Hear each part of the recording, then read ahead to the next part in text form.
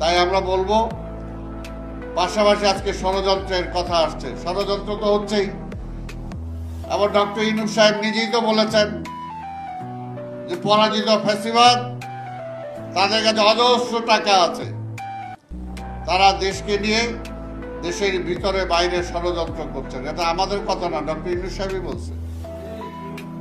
এর জন্যই তো আমরা বলি সকল ষড়যন্ত্র সব শেষ হয়ে যাবে।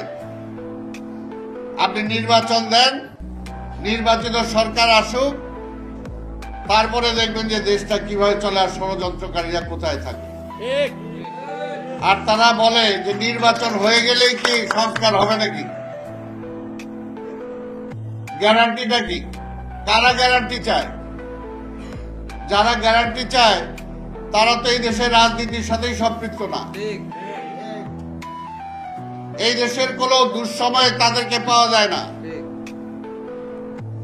তারপর আমরা বলি হ্যাঁ, গ্যারান্টি বিএনপি দিতে পারে।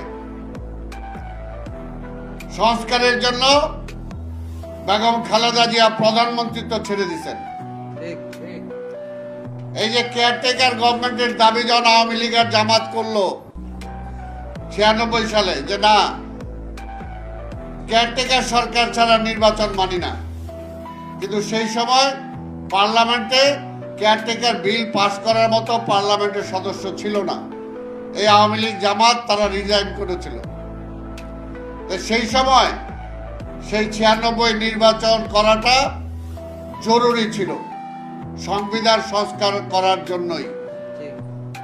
আবার সেই কারণে বেগম খালেদা জিয়া সেই নির্বাচন করে তারপরে সেই নির্বাচিত পার্লামেন্টে নিজে কেয়ারটেকারের বিল পাস করছেন, অর্থাৎ নিজের প্রধানমন্ত্রিত্ব ছেড়ে দেওয়ার জন্য বিল পাস করছেন, নিজে পাস করছেন। পাস করার পরে সেই তত্ত্বাবধায়ক সরকারের হাতে ক্ষমতা ছাইড়া দিয়া তারপরে নির্বাচন করছেন। সেই নির্বাচনে তারপরও ষড়যন্ত্র করে, যে পাশের যে বিল্ডিং আছে দেখেন, সাদা বিল্ডিং, লাল ফিদার দৌরাত্ম্য যেখানে চলে, তাদের ষড়যন্ত্রে সেই সময় বেগম খালেদা জিয়াকে হারানো হয়েছে। তারপরও বেগম খালেদা জিয়া ছিলেন রাজনীতিতে। এর জন্যই বলি যে বিএনপি গ্যারান্টি দিতে পারে দেশের পরিবর্তনের, বিএনপি গ্যারান্টি দিতে পারে এই দেশে গণতন্ত্র প্রতিষ্ঠা করার জন্য যা যা করা দরকার তাই করতে পারে।